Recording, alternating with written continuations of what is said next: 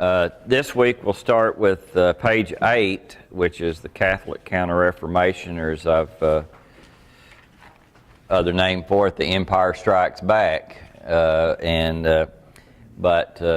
time I just kind of go over just some of the key points from last time. Of course, we know that the Reformation started Martin Luther, the 95 Theses, Church House Door, and all that. We've gone through all those different things. We've talked about Calvin and so on.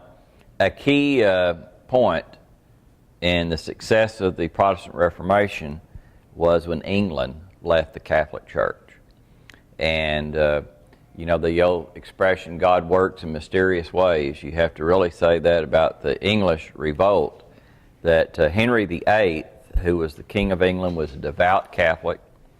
In fact, he had written a book in which he had denounced Martin Luther in what he was doing, and the Pope gave him the title Defender of the Faith. But the problem was that Henry had married his brother's widow, and after 20 years of marriage, they only had one child that had lived, who was a girl. And because Henry was of the Tudor dynasty, they had a very thin hold on the whole thing.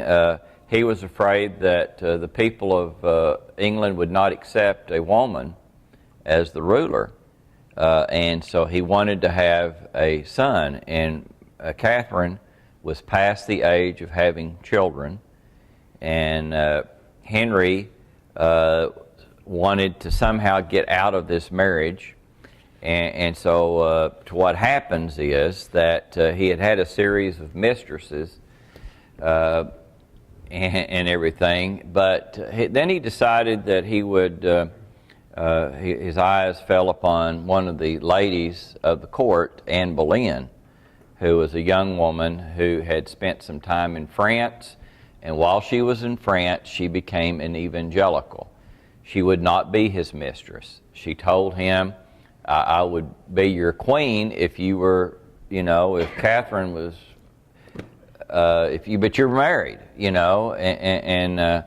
so she said, he said, well, I'll make you the Queen of England. She said, well, if you make Queen of England, I'll give you a house full of sons, but she didn't come through with that promise. But because the Pope, for reasons we won't get into this time, would not grant the divorce or annulment, actually, from his first wife, Catherine, he broke from the Catholic Church, had himself appointed the head of the English Church, and so forth, and so he could marry Anne Boleyn, and so he marries her, and she has a lot of influence on Henry because, as I said, she had been exposed to Protestant evangelical teaching while she was in France, and she pushed Henry as much as she could, but then she fell out of favor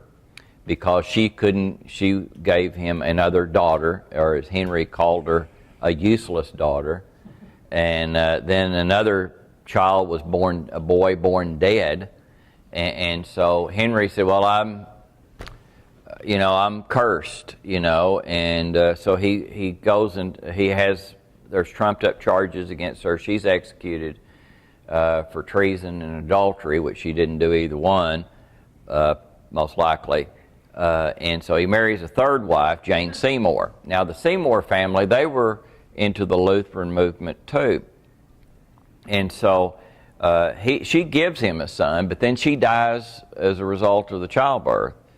And so when Henry dies, the throne passes to the boy, Edward, who's too young to really rule, and so there's a regency council set up, and they're all members of the Seymour family. They're all devout Lutheran. They're Lutherans, and so this little boy he's like 8, 9, 10 years old.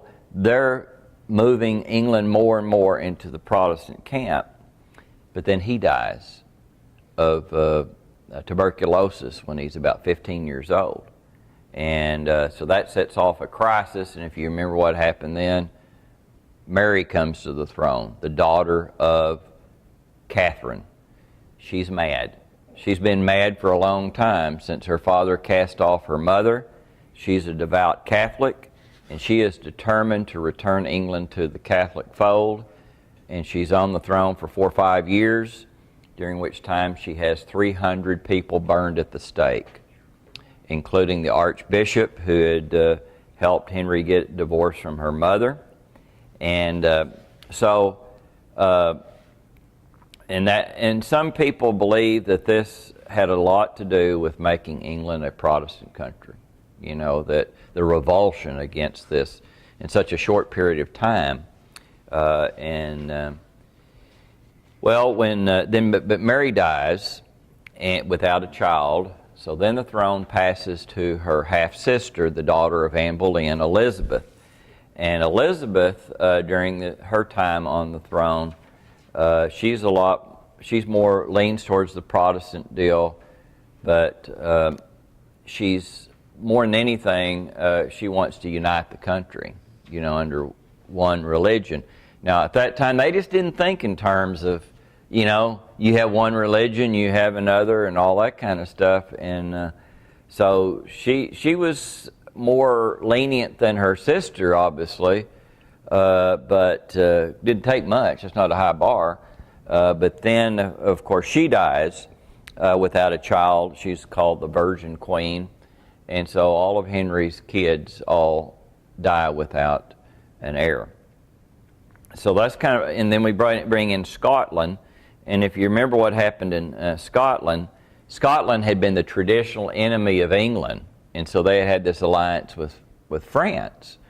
So the deal was in Scotland is that John Knox had gone over to Geneva, Switzerland, and had gotten really Calvinistic, you know, stuff. And so he comes back, and without going into a lot of stuff here, Scotland becomes very Protestant.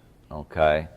Now the problem is that the person who has the claim to the throne in Scotland, her name is Mary, Queen of Scots, and she's a Catholic. And so there's a problem with that, but all the people around her, including her half-brother, were all devout Protestants, and they thought they could handle the situation. To make a long story short, she doesn't go along with their stuff, and she flees to England. She's the heir to the throne of England too, and so she is involved in conspiracies against her half-sister, Elizabeth. From the time Elizabeth first took the throne, Catholics were trying to kill her. In fact, the Catholic Church had said it would be okay if somebody killed her. That wouldn't be murder. Okay, and so she had Mary locked up in a prison, you know, and it wasn't a prison like it was general population. You know, she was by herself, you know, and all that. But from her jail cell, so to speak, from the house where she was kept, she was involved in conspiracies to kill Elizabeth. And so after 18 years, Elizabeth signed the death warrant against Mary. Now what that did is it passed the throne to her son, James, who is James VI, King of Scotland. And he is also raised by all these Protestants, very Calvinistic people and all that sort of thing. And so when Elizabeth dies without an heir, and I gave you that deal last week, you know, that showed you how he had the claim to the throne passes to James VI. Now, he's not going to be James VI in England, because the way they do that is the sixth person named James in Scotland, he's James VI, but he's going to be the first James in England. So he's going to be James VI of Scotland and James I of England. And so we'll pick him back up here in just a little bit. So Now, as I said, the success of the Protestant movement depended greatly upon England remaining Protestant. England remaining Protestant was greatly upon Scotland remaining Protestant, because that would be a base. You know, they're right there. It's right there on top of England. You know, and so the fact that Scotland remained Protestant meant England was going to remain Protestant, and so all this, the Protestant movement is going to succeed. Catholics are not very happy about this, as you can imagine. So that brings us to tonight, the Roman Catholic Counter-Reformation. And the many Catholics sympathized with Reform, but not with the Reformation. There were a lot of Catholics that thought, you know, we've got a lot of problems, okay? But it's kind of one of those things they didn't want to admit too much, you know, because then that would just help fuel the Protestant movement. An example of somebody that was the best example I could give you was a guy named Erasmus, and he was a scholar, okay, and he came to England at some point, and he had written a book called In Praise of Folly, and that's kind of a play on words. You don't really praise foolishness, but the whole book was about the superstitions of the Catholic Church and everything, and he wanted those changed. He wanted that out. But he never went so far as to join the Protestant movement. Because he believed in a lot of the Catholic doctrines, he just didn't believe in what he called their foolishness. Now, here's where Erasmus is very important in our history, though, our Christian history. It's because it was Erasmus that developed put together the Greek translation upon which the King James Version of the Bible is based. Okay? And he was a scholar that put all that together. So he's very important in that way. Well, the Inquisition crushed Protestant feelings in Italy. So that keeps Italy. That's pretty important for the Catholic Church, to keep Italy, you know. So you know what the Inquisition was. We talked about that in the first class. Is that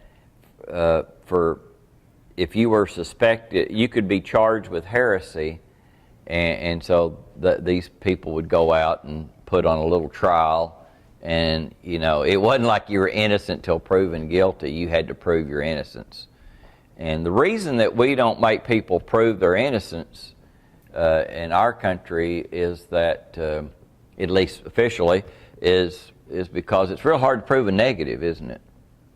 It's kind of like saying, well, there's a black car out there in the parking lot. Well, it's kind of hard to disprove that without looking out the window, isn't it? You know, it's just that kind of a deal. So then with all this stuff going on, along comes a guy that's going to be a champion of the Catholic faith, and his name is Ignatius Loyola. He was a Spanish soldier. He was wounded in battle in 1521, and he was wounded so badly that he's not going to be able to be a soldier again. So while he's convalescing, you got to do something, and you know there wasn't anything on TV worth watching, so he starts reading. That's a joke there.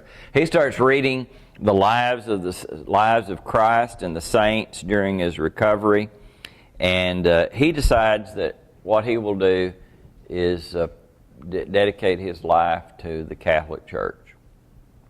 And he's not very well educated, however, and so he goes back to school, and he enrolls in a school in Barcelona. Now, what's odd about that is he's 36 years old. It was a class for 10-year-old boys, but that was his level, you know. Now he advanced faster than the other boys. I will say that he was pretty dedicated, and he eventually winds up going to the University of Paris. And while there, it starts out as a student club, basically. He formed something called the Society of Jesus. And what do they call members of the Society of Jesus? Jesuits. And their idea, they're going to be soldiers for the Pope. Remember, he was a soldier, so now he's going to be a soldier for the Pope. And guess who Loyola thought ought to be the general of this group? He would. He'd be the general. And so they started the organization, and the Pope put his stamp of approval of it in 1540. It was originally limited to 60 members.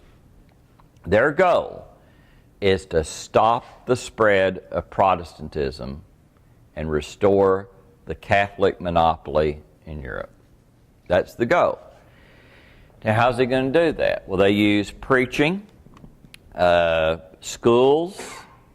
They established all kinds of schools, and there's a lot of schools in America that are Jesuit, started as Jesuit schools. Foreign missions.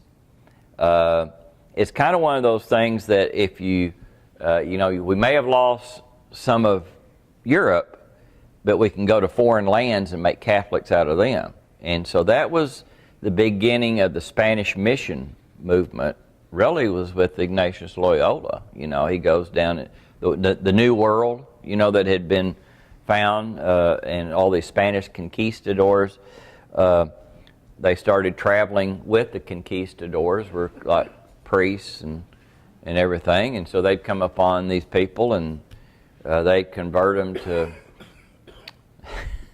when I say convert, sometimes we have to wonder about how strong the conversion was, because they would do the preaching to the people and then they'd throw some water on them and say you're baptized, and so a lot of that's why a lot of the Catholicism in Latin America is so weak doctrinally. It goes back to this. But they were expert debaters. And that's another thing is that they did is they would out-debate Protestants. That was the goal. So they would teach you how to debate, how to twist other people's arguments around, and all that sort of thing. So you don't want to get into a debate with a Jesuit unless you really know your stuff, because they're really good. Now, here's some of the dark things about the Jesuits. And as I said, if you've ever heard the expression, the end justifies the means. What was the end? Restore the Catholic Church. If the goal is good, whatever you do to get to that goal is also good. They believed that sin was more actions than a state of mind. They believed in something called mental reservations, that you're not, if you're lying for a good cause, then it's not lying. Okay? And so you're not bound to tell the truth. They believed in something called intentionalism. If the intent is good, other considerations could be overlooked. So if your intent is good, okay, the intent, let's say what would be something that's good intent? Restore Catholicism in this particular area. If that's your intent, whatever methods you use to get to that goal are going to be okay. They even... If it's a lie or a murder? Lie or murder, yeah. In fact, they taught the assassination of tyrants. And their definition of tyrants was okay. So the Jesuits obviously would be calling for the assassination of monarchs that, like Elizabeth, and people like that had done that. Now, in addition to that, the Council of Trent. Now they'd had these church councils, and this was something that kind of had a tradition going all the way back to the first great church council in AD 49. If you remember, when they had to discuss the issue. If you remember in the book of Acts, it talks about how are we going to relate to the Gentiles, that have become Christians. Should they have to become Jews? You remember that whole dispute? And so that was kind of the basis of other future church councils, was the fact that they had had one there. And so the Catholic Church would have these councils throughout history. And so they called one in 1545, they called the Council of Trent, and it would meet in Austria, which was part of the Holy Roman Empire, which we now today call Germany. And at one time, Austria was part of that whole German Empire. And so they come together, and they meet off and on for 18 years. And the Italians dominate the council, and they're going to consider what to do about the Reformation. That was one of the big things that was at this council. And Charles V, remember old Charles V? Remember, he was strong Catholic. He tried to force Catholicism until he finally wound up living in a monastery. Remember, trying to keep all the clocks going at the same time. And he finally decided that he had messed up by trying to force people to do all these things. Well, he was kind of one of the leaders in getting this council called.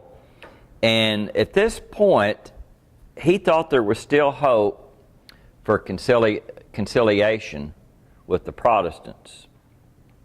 He thought that perhaps we could compromise and hold this thing together, because Charles V, Charles V is the King of Spain, Holy Roman Emperor, and ruler of Austria. He had the largest empire the world had ever seen at that time, because he controlled all the Spanish Empire and America and everything. He wanted to see the Christian faith unified under the Catholic umbrella. And if we could just make a few concessions to the Protestants and get them back in the fold, it'd be worth it. Well, that was his view. However, he died before this council was over, and the popes during this time rejected his philosophy. There ain't going to be no compromise, basically, was their attitude. Is either take it or leave it, lump it. You ever heard that? Lump it, or like it or lump it? I never really what that means, but maybe some of you guys know what that means. But anyway, after 18 years, these are the conclusions they came to.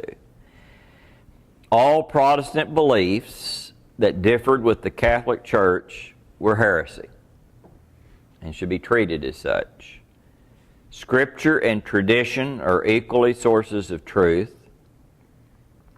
The church has a sole right to interpret Scripture. Okay, so Scripture was part of truth, which the Protestants had been saying, the Scriptures were very important to the Protestant movement. That's one of the cardinal beliefs of the Reformation, was that where's our authority come from?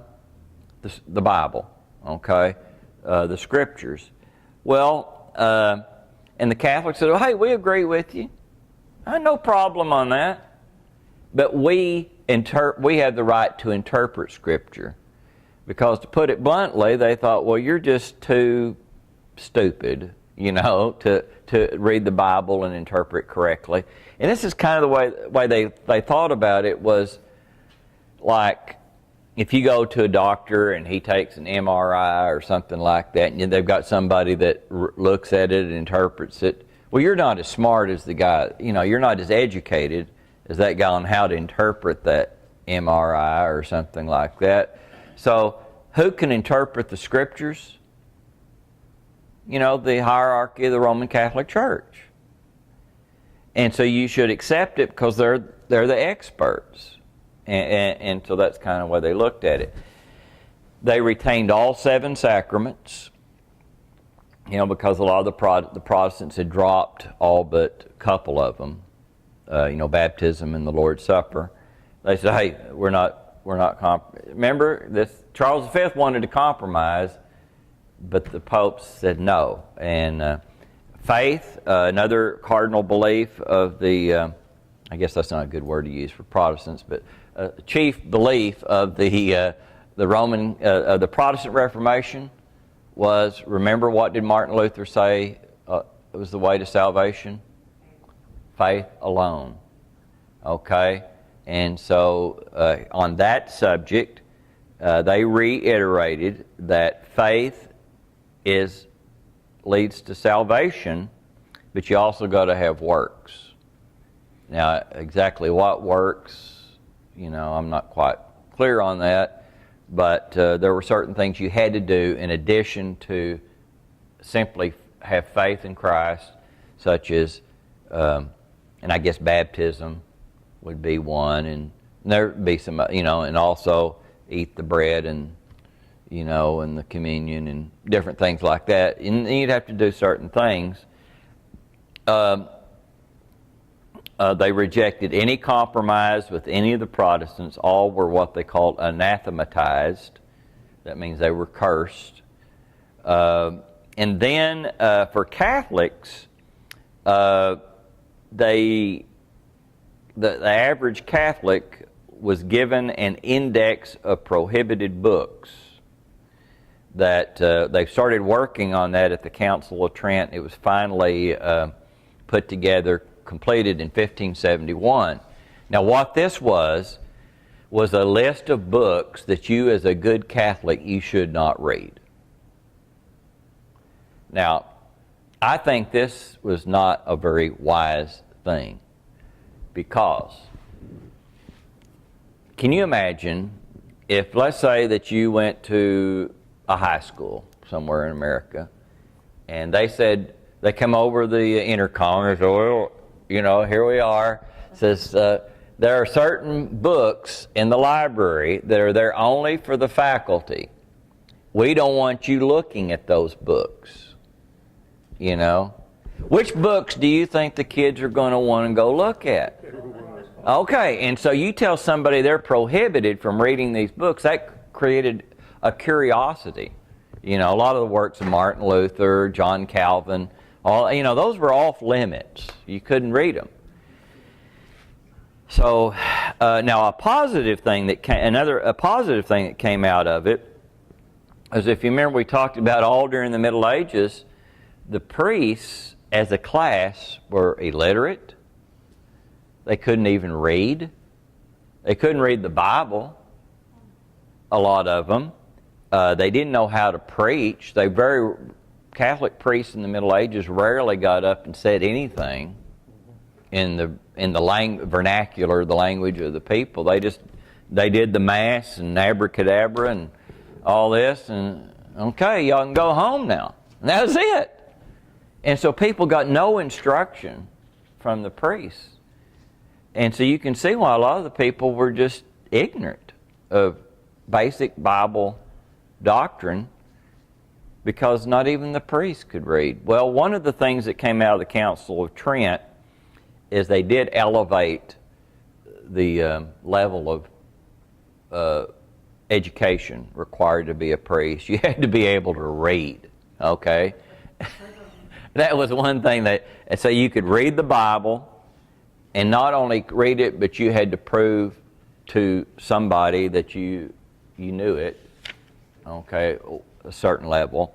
And you had to be able to preach, because they realized that one of the reasons the Protestants were getting ahead of them is because they had preachers that were getting up and teaching their people Bible doctrine and so forth. And they said, okay, we're losing a lot of these people, so we need to get up and tell them our doctrine. Okay? And so they did. So those were some positive things. Foreign mission work, the Dominicans and the Franciscans, along with the Jesuits, they converted, they sent people to the Philippines. Francis Xavier was missionary to India and Japan. They came to the New World. Latin America was practically all Catholic because of this, during this time. So this was the time of the Spanish missions were started. Like you probably heard of the one in San Antonio called the Alamo. That was a Roman Catholic mission, and all that's left there now is just the church building. But when I was a little kid, I thought, man, how did they fight off 6,000 Mexican soldiers, in that little Catholic church. But it were walls were around, that. And I didn't know that when I was a little kid, but Santa Anna knocked those walls down, with cannons and everything. So that's what they had. So that's the Catholic Counter-Reformations. Anybody have any questions? Okay, Calvinism in France and the Netherlands. There's not a whole lot to say about Calvinism in France other than the Huguenots, as they were called, suffered intense persecution.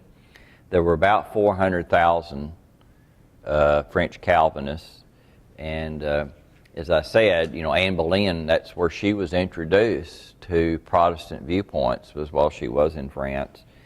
And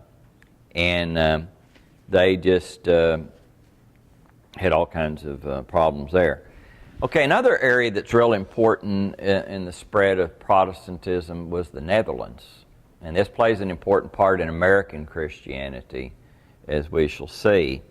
And the Netherlands were an area that had been ruled by Spain at one time, and they broke away. There was a lot of what I would call Dutch nationalism, in the Netherlands. They wanted to be independent of Spain. And so as they throw the Spanish out, there's a fertile ground there for other religious views.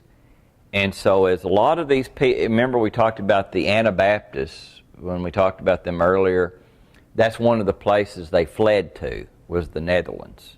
So there's a strong Anabaptist movement in the Netherlands. Also, of course, the Calvinists were there in the Netherlands as well. And so let's come up with Jacob Arminius is a very important figure in history of Christianity. He was a Calvinist and a preacher and so forth. But what happened was he was supposed to debate. He was assigned to. They were going to debate. I'm trying to think what particular doctrine it was, but it was one of the Calvinist doctrines. And so they asked Jacob Arminius to debate this non-believer in some I think it was limited atonement, I think, which we'll talk about. And so now if you're going to get up in front of people and debate, you don't want to look like an idiot when you get up there. So he knew the other guy is going to know his stuff. So he starts studying the issue. And as he studies the issue, he comes to the conclusion that Calvinism is flawed. And if you remember what did John Calvin teach? Predestination. And as he read, started reading the Bible so he could win this debate. And the more he read, the more he came to the conclusion that Calvinism did not square up with the Bible, in his opinion. So he starts. He was not a guy that was inclined to controversy, and I know what it was. It was what they call supralapsarianism, I think is. And if I butchered that, the pronunciation. But the whole belief, Calvin. What do Calvinists believe? That before you're born, that God decides your eternal destiny. Okay. And so there's one debate: did God decide this before Adam and Eve even fell in the garden, or after Adam and Eve fell in the garden? So he was going to defend the supralapsarian position, and he decided the whole thing was wrong. The whole Calvinist system was wrong, in his opinion. So he, remember Philip Melanchthon? he's the guy that was Martin Luther's buddy. Now, Martin Luther was very predestination viewpoint, but Melanchthon, his buddy in starting Lutheranism, was not. Okay, and Melanchthon and him they were buddies because of this. Well, so he put a lot more emphasis on what we would call free will. Now, the problem was that Arminius started having some followers in the Netherlands, and they considered themselves just as much part of the Reformed movement as the Calvinists. Now, today, if somebody says they're into Reformed theology, I guarantee you what they mean is they're Calvinists, okay, today.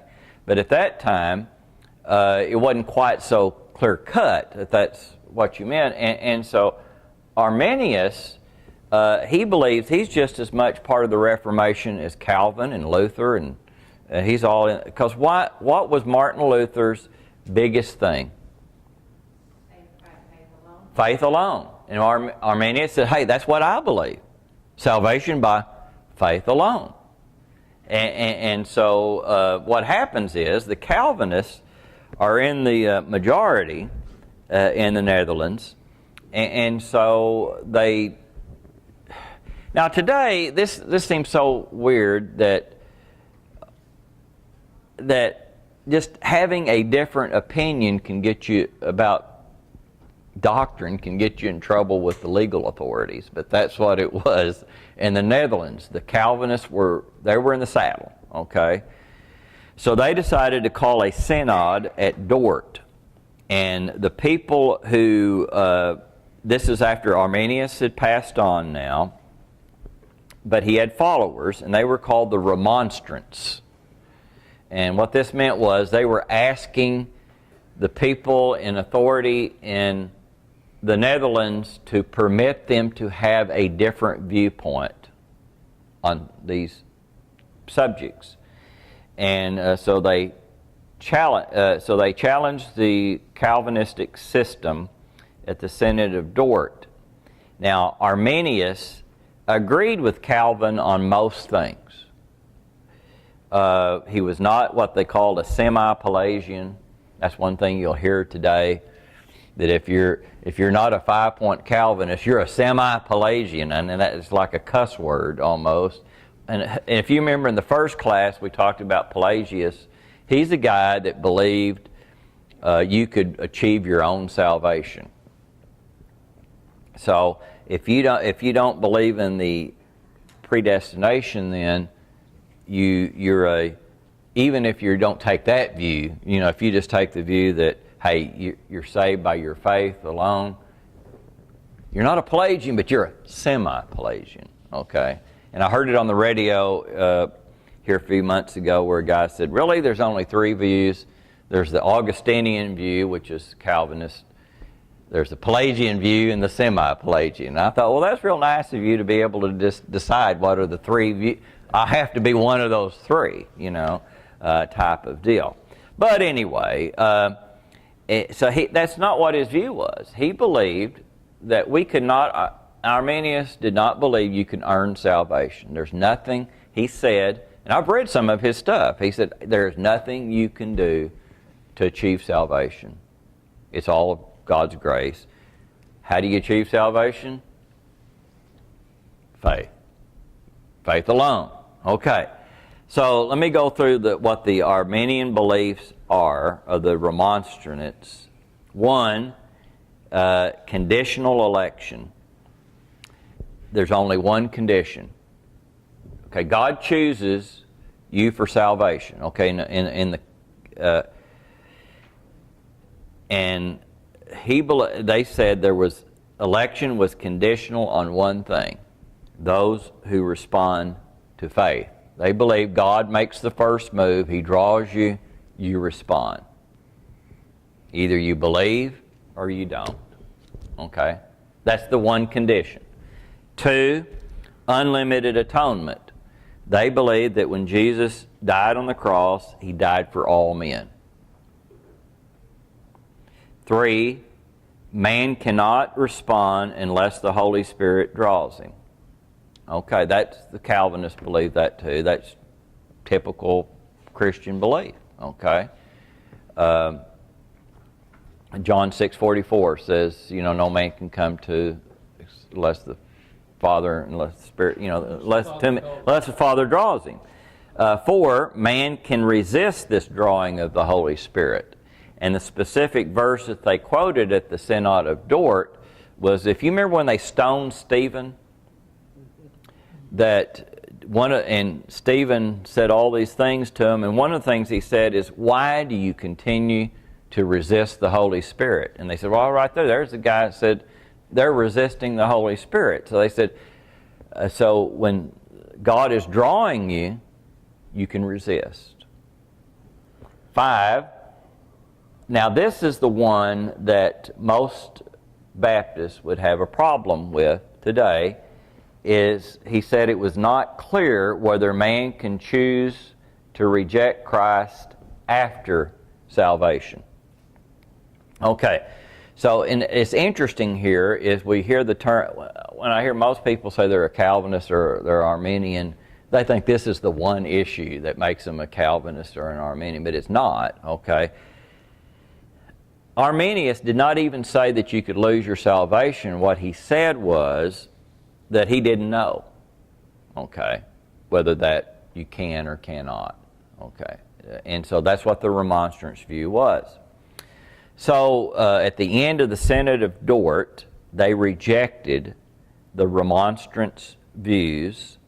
And if you ever hear the term, the 5 points of Calvinism, this is where it came from. John Calvin did not write down and say, these are my 5 points. John Calvin was dead by this time. Arminius was dead. and so when they wrote these up, these 5 point, when you hear somebody, a 5-point Calvinist, this is where it comes from. The tulip. That's right. Sometimes it's called the tulip. Now, the reason it's called a tulip, that's what's called an acronym. Each letter represents some word. The first word is total depravity. And this is the Calvinist view that I'm giving you now, that you're born in a state of sin. We inherit sin from our parents all the way back to Adam and Eve. And that there's, because of that, you're unable to come to God. Steve, why do they reject music in their belief? Who does? That I don't know. I don't.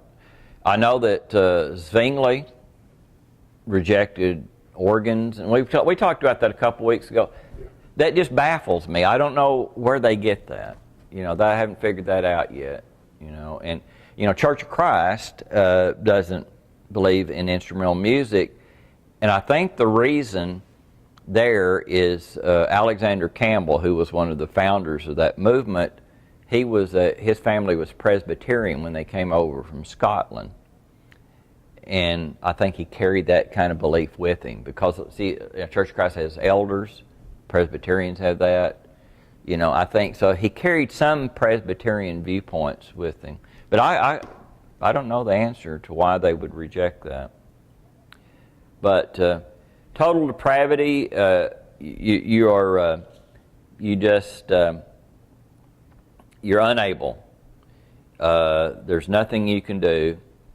Okay, let's. So we're at the point where human beings have inherited this sin nature, which that is, I would call, mainstream Christian belief. Now the divergence comes between those who believe that this sin nature is so powerful that and we're born guilty because of Adam and Eve's sin, and that this so causes a human being is this unable to do anything. So you're left in that condition. Now, once you're left in that, you're born into that condition of total depravity. God chooses certain people for salvation and passes over others. This is called unconditional election. So another election or choice. God chooses for nothing to do with you. You have nothing to do with it. He chooses you to be saved. And once that happens, of course, Jesus did die on the cross. But that death on the cross, the atonement, as we call it, was only for the elect, those God has chosen for salvation. That's what we call limited atonement. Now, there's some controversy here whether John Calvin was a 5-point Calvinist, because if you read the works of John Calvin, it becomes pretty clear in my mind, my reading, that John Calvin did not believe in limited atonement. The Bible says, and just kind of give you an idea how this is done. If you go to the Gospel of John 3:16, for God so loved the world, He gave His only Son, that whosoever believeth in Him shall not perish but have everlasting life. When it says, for God so loved the world, they said that what that means is He loved the elect. He doesn't mean that He loved the non-elect. Why did He say whosoever will? That's a good question. So anyway, so they believe that Jesus died only for those who are that He has chosen, and once He decides that you're going to be chosen, He has something called irresistible grace. Now they'll say, okay, this is the argument, is that faith, you're saved by faith. And they'll say, yes, you're saved by faith. What happens is that according to the doctrine of irresistible grace, He changes your attitude, so to speak. He changes your want to where they say we do not deny free will, because they said He changes your will and to where you want to be saved. Okay? And so the doctrine of regeneration, which you may have heard of that doctrine before, they believe that takes place before you place your trust in Jesus, that He changes your will to where you want to be saved. You're regenerated then before you actually believe. And that is a key point in Calvinism. When does regeneration take place?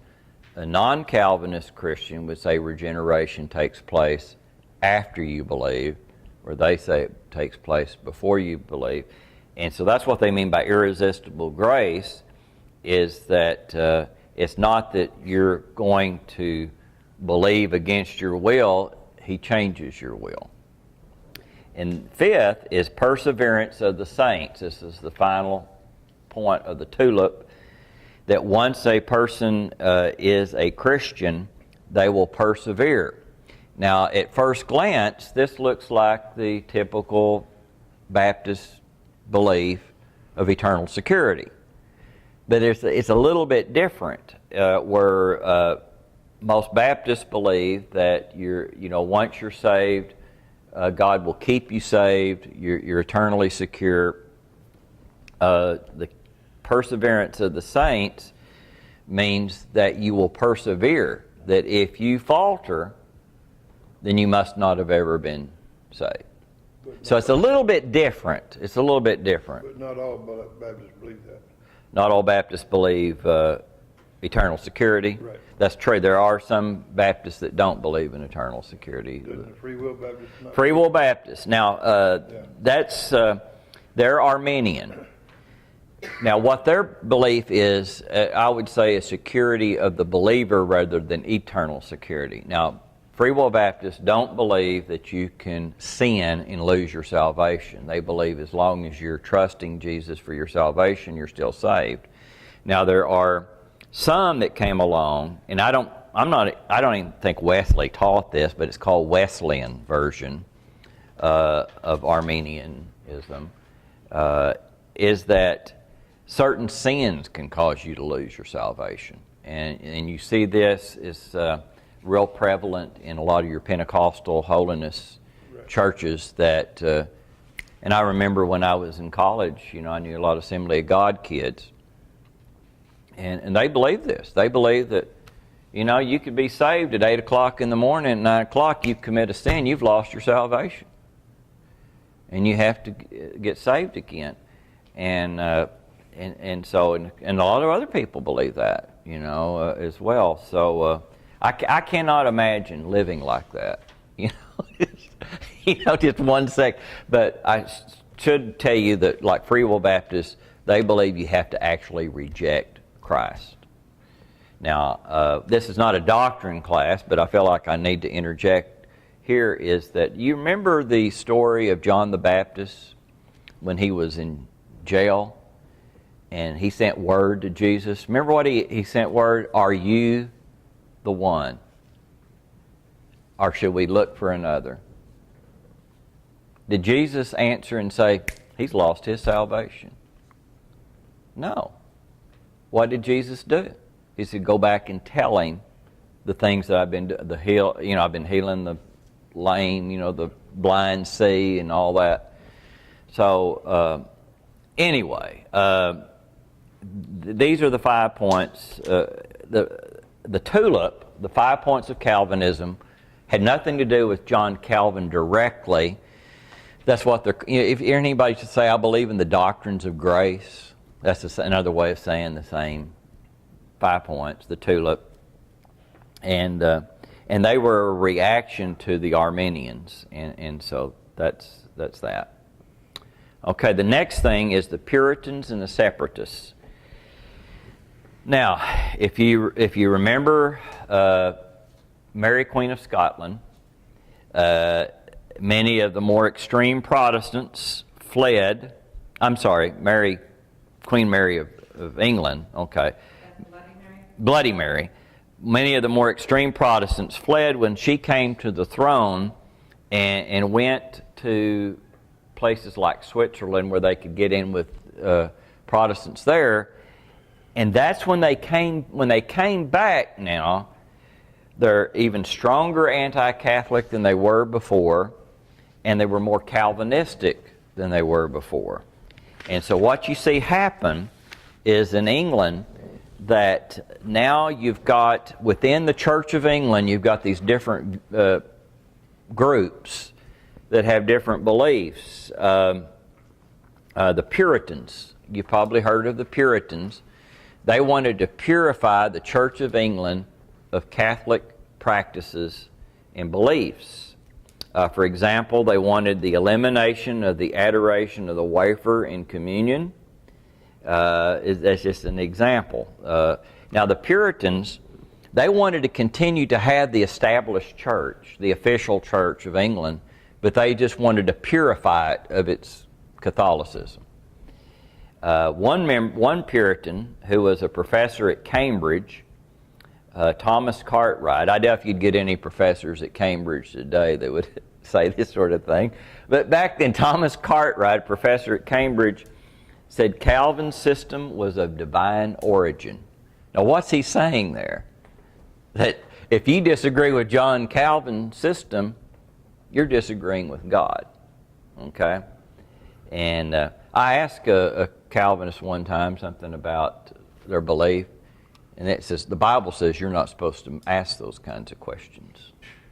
So I'm not questioning God, I'm questioning you. But anyway, and then there was another group that comes along called the Separatists, and so called because they wanted to separate the church from the state.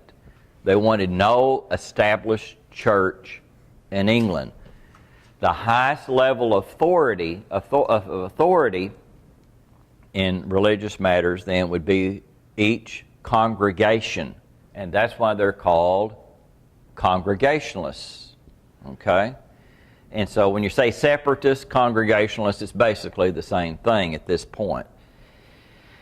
Now, some separatists become English Baptists. Now here I'm going to get the Anabaptists and show you the connection between the Anabaptists and English Baptists now. You remember the Anabaptists, after they were persecuted, they were spread around Europe. One of the places that they went for refuge was the Netherlands. One of the guys that went there, who had become the preeminent Anabaptist leader, if you remember his name, was Menno Simmons. Remember Menno Simmons? We talked about him. And he was so influential that his followers, his Anabaptist followers, became known as Mennonites. Okay? He didn't give them that name. That's just what other people called them, and that's how that came to be. Okay, so there are some of his followers. Now, Menno Simmons, he's dead now, okay, by the time we're talking about. He's passed on, but his followers are there in the Netherlands. Now, over in England, the separatists, the rulers of England don't go for this, because the way that the kings looked at it is that if you don't have bishops, if you don't have the hierarchy of the church, that's something out of control of the kings. So they don't believe, they wanted the Church of England to be under their thumb, okay? Well, these separatists, they don't agree with that, do they? They say, no, we don't think the government should have any say in the church. So that's against the law in England. So some of them flee to the Netherlands. Now, one group of separatists become pretty famous because after 12 years in the Netherlands, their kids were growing up speaking Dutch. They were becoming Dutch little kids instead of English little kids. And so they wanted to continue their kids to be English, but they couldn't go back to England. Where could they go by the early 1600s? To America. And so some of these English separatists set sail on a little ship called the Mayflower, and they become famous as the Pilgrims. So here they go. Some separatists, English separatists, they lived in the same community as the Mennonites, these Anabaptists, and some of the leaders of the separatists became convinced that the Anabaptists were correct. John Smith, who was a leader of a separatist congregation, became convinced in believers' baptism. And so he starts the first English Baptist church, but it was in the Netherlands. Okay? Now, he dies. Some of his people go back to England and start the first Baptist congregation in England. And so that's the connection of Anabaptists with English Baptists. That's how that works. So when you hear people say, well, the English Baptists came out of the separatists, and other people say they came from the Anabaptists, they're both right. It's kind of a mixture, has happened here. Followers of Thomas Helwys and John Merton formed this first Baptist church on English soil in 1611, calling for believers' baptism, complete religious liberty. They dropped the Anna, A-N-A, off the Baptist and just called themselves Baptists around 1644. Now, they were what we call General Baptists. Now, a General Baptist was apparently at this particular point in history, the big issue was, do you believe in a general atonement or a limited atonement? Remember the whole idea that Jesus died only for the elect. And the General Baptists, they believe that Jesus died for all men. The Particular Baptists, they were formed in 1638. They agreed with the General Baptists on believers' baptism, religious liberty, that sort of thing. And they were the ones that really made immersion the standard amongst Baptists. Before that time, there were some people out here sprinkling, pouring, and then there were some people immersing, and finally they kind of made it standard, and everybody finally, Baptists all went for that. One outstanding leader of the particular Baptist you may have heard of was a guy named John Bunyan, who the author of Pilgrim's Progress, and he was a Baptist preacher. And you know, when he wrote Pilgrim's Progress, he had a lot of time on his hand. You know why he had a lot of time on his hand? He was in prison for 12 years because he was a Baptist preacher preaching without a license. In England, if you didn't have a license to preach from the government, you couldn't preach. So he spent 12 years in prison. And he wrote he wrote Pilgrim's Progress. So God works in mysterious ways. Okay, so then Elizabeth, she dies in 1603. She didn't have a child. And so her distant cousin, James VI, King of Scotland, comes down and becomes King of England as James I.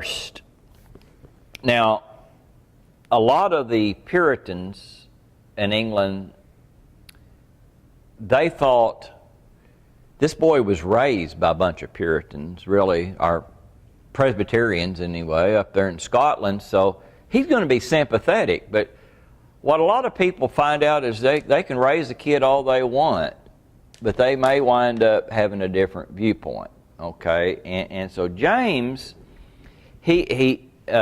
when Elizabeth died, one guy got on a horse, and he raced up to Scotland to be the first man to tell James that he was King of England now, and he thought maybe he'd get in good with him.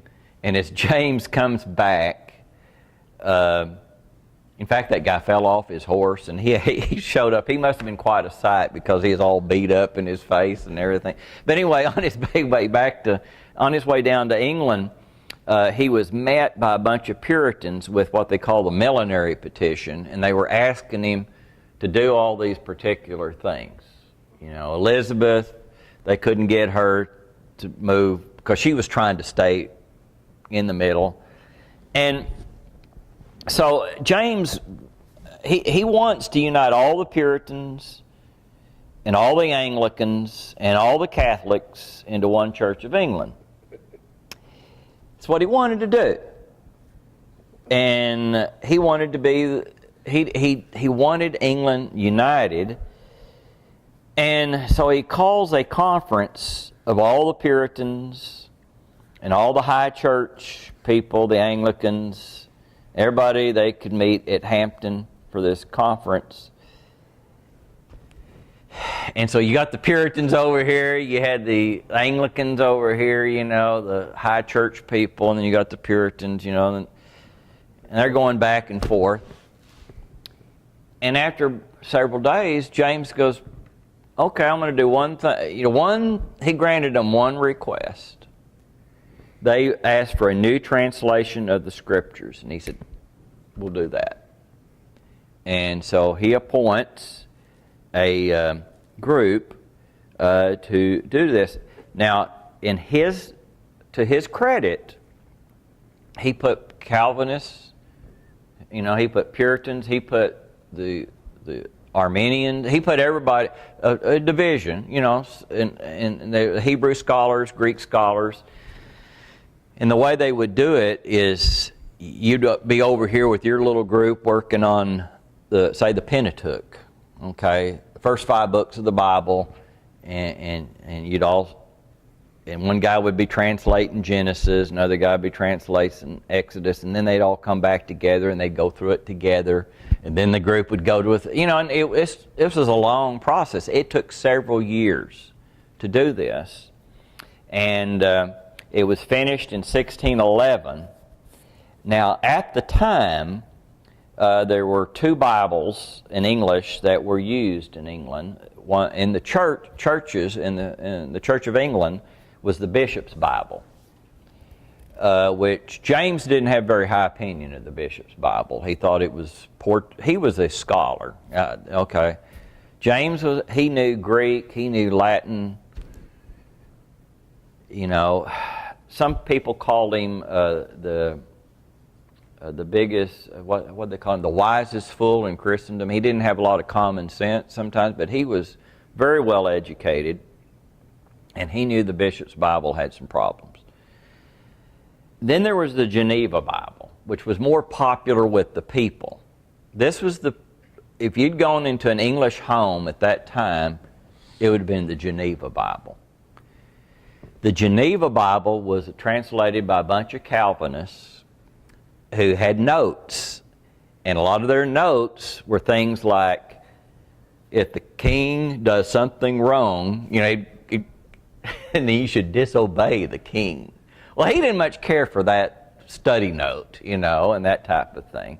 So he wanted no notes, no study notes in the New Translation. And he did have a few. He didn't really interfere a lot with the translation, but he did make a few requirements. One was, when it comes to the word baptize in our English Bibles, that comes from a Greek word that means to immerse or dip. It's always used that way. And so that was a problem, because the doctrine of the Church of England was not immersion. So he said, transliterate it, the word, which means you just bring the whole word over from Greek into English, and we'll just say, well, that's our mode. So if if they would have translated the word, everybody would have known it was what baptism is immersion. Okay, but he didn't allow them to do that. He kind of split the difference. Didn't Tyndale do didn't he translate the Bible, or was that in Germany? Tyndale did, yes. Tyndale? It was Tyndale had version, yeah, and then and really the King James version, they used Tyndale's version a lot. They referred to it a lot while they were translating. So a lot of the ways that Tyndale translated the Bible 75 years earlier was the same way the King James people translated it. And they leaned on him pretty heavily. Now, here's James, though. He's trying to unite everybody, and there's two groups that don't like him: the Catholics and the Puritans. They're not happy with him. And the Catholics, they thought, well, they weren't happy with Elizabeth. She's dead now. And they thought this guy, since he was the son of Mary, Queen of Scots, remember she was a devout Catholic, she was executed, remember, that he may be more sympathetic to the Catholics. The Puritans thought, well, he was raised by a bunch of Puritans, so he's going to be more sympathetic to the Puritans. Well, you know who he was more sympathetic to? Was himself, basically, and his rule. So he's not going to return the church to the Catholic faith. He's not going to do that. He's not going to let the Pope rule in England. He's going to rule in England. And that led to something called the Gunpowder Plot. And I've got a book just on the whole Gunpowder Plot, and it's really a great, exciting story. But what happened is these Catholic guys, they met in a bar, and they said, what are we going to do about James? And they concocted a plot to decapitate the English government. James was going to speak to Parliament with the Lords and Commons assembled. He would open up Parliament in November 5th, I think it was, 1605. Well, what they did is, now this is kind of hard to believe. It's hard to imagine this, but they had rooms for rent in the Parliament House. And so these guys rented a room kind of in the basement area, and they started moving gunpowder in there over a period of time. And their plan was to set that gunpowder off while the king is addressing Parliament. Okay?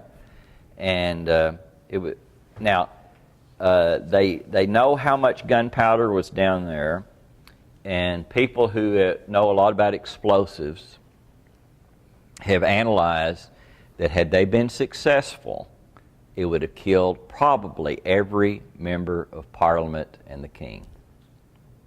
Everybody would have been killed.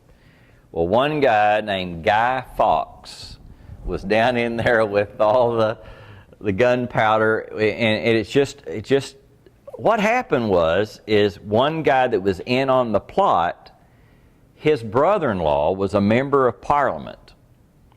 And he didn't want his brother-in-law killed, so he wrote him a letter. He said, it would probably be better if you didn't show up the first day. And the guy thought, well, that's kind of weird. And he shows that to Robert Cecil, who is the king's chief guy, and he thought that was kind of odd. So he shows it to the king, and they decide, we better go through. And they catch Guy Fawkes. And so they execute him, as you can imagine, and they capture a bunch of these guys. And but anyway, the before they were going to do the final thing, they did confess it to a priest. It's all right as long as you confess it to a priest, and everything. And just as kind of just a side point, this is not really important, I guess, for the whole thing, but the priest they confessed to was one of my ancestors' brother. I thought that was kind of interesting. So, but no, and so it's been speculation in history. Was he involved at the plot? I don't know. He got out of the country, after it failed, and but anyway, it didn't happen, and so got poor old Guy Fawkes. They tortured him pretty horribly, as you can imagine. So people in England know that they came that close to having their entire government decapitated. So what do? Is every year they celebrate Guy Fawkes Day, and they had this stuffing, kind of like a scarecrow, they stuff in these clothes and everything, and they burn Guy Fawkes in November. Remember the 5th of November, and that's the whole deal, how close it came to happening. Well, we've talked about why the Roman Catholic Church is no longer popular in England. This was kind of like the final nail in the coffin, if you will, of Roman Catholicism, because when it came that close. And then the Puritans didn't like him because he wanted to force them to take the high church position, so to speak.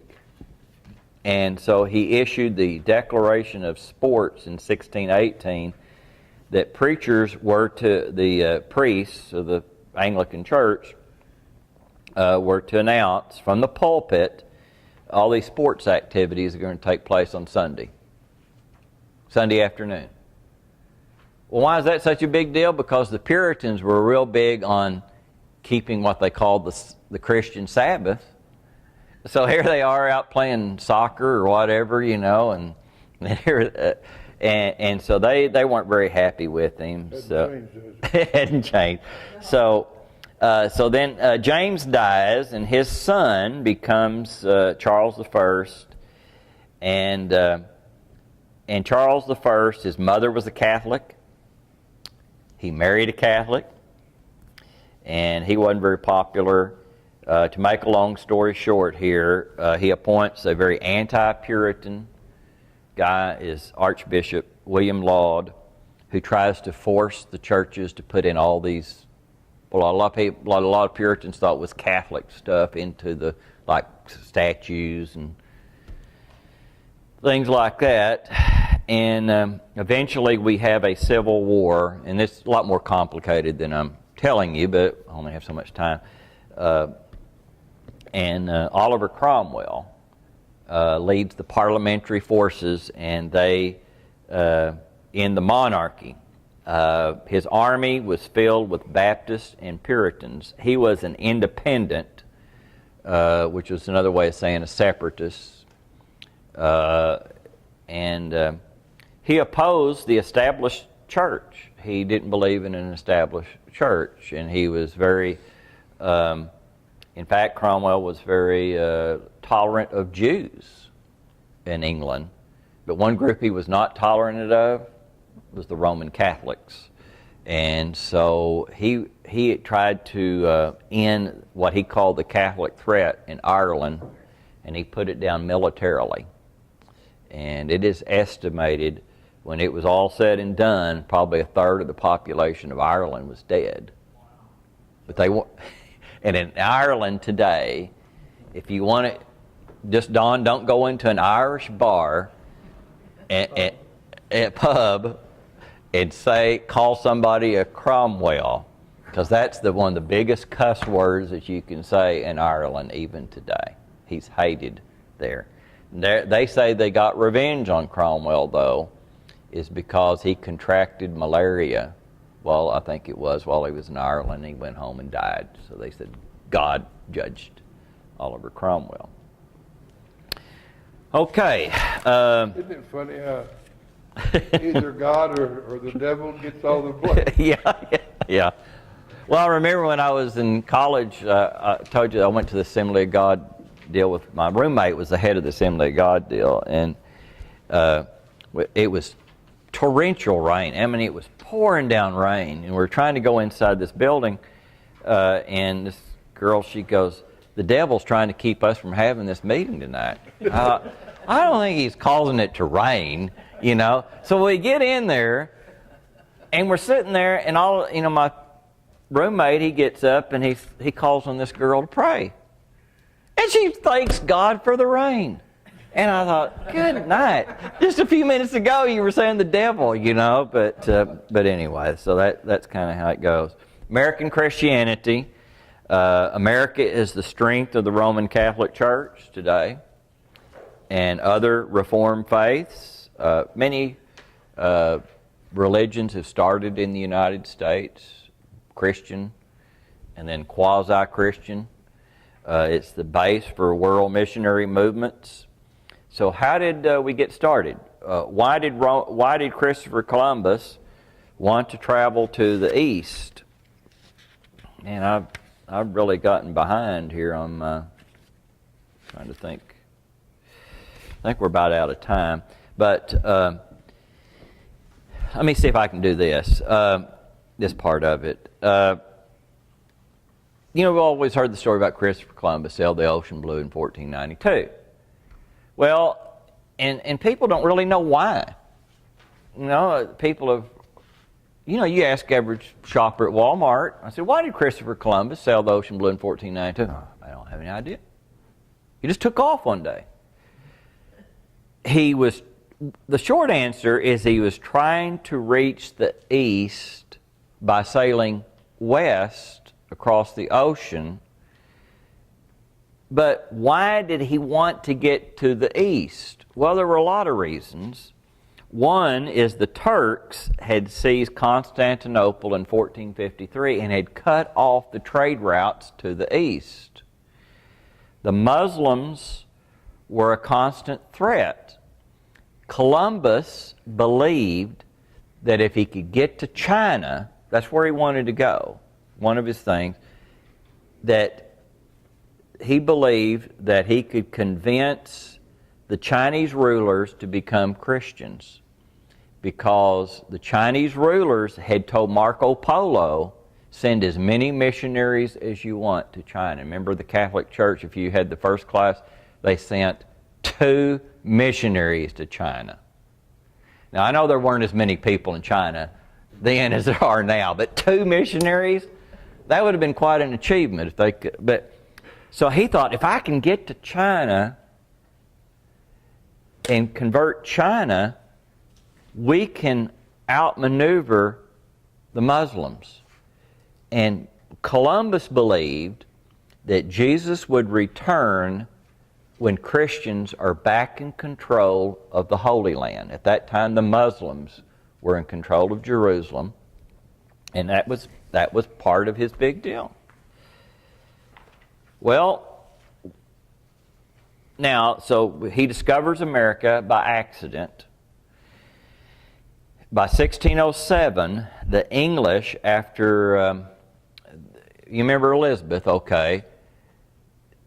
In 1588, the Spanish tried to invade England and force the Catholic Church back upon England. There were other things involved, but that was the biggest.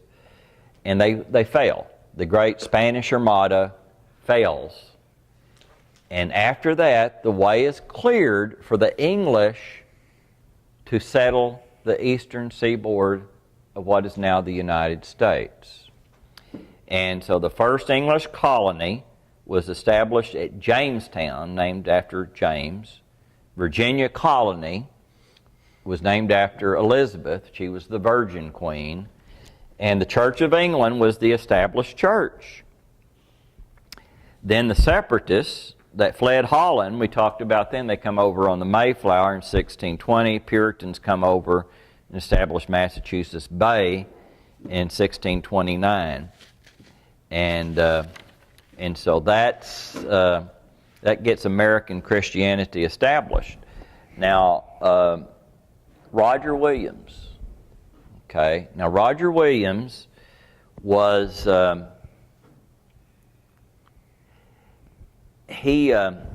to think how to put this. Oh, he heard this story. Remember, a guy named Merton was one of the pastors of the First Baptist congregation in England. Okay. Well, you can't be a Baptist in England at that time legally. So they threw him in jail. While he was in a London jail, he wrote Baptist tracts. You know, like we got tracts out here, but they don't write them in jail, I don't guess. But he was writing tracts in jail. They didn't give him paper because they'd given John Bunyan some paper, and look what he did. Okay, so they didn't give him any paper, but they gave him milk in these bottles that had paper on. And so he tore off the paper, and he would write these Baptist tracts. And they'd be smuggled out of the jail. And so Roger Williams hears about this, and he's a big believer in religious liberty, and he admires the Baptists. So he's a Puritan minister in Salem, Massachusetts, and he challenges the idea in Massachusetts that there's a theocracy, that an established, it's more than an established church. You have to follow what the leaders say. Okay, they're in Massachusetts. And so they kick him out of Massachusetts. He goes to Rhode Island, and he and some other guys get together, John Clark and so forth, and they start the First Baptist congregation in America.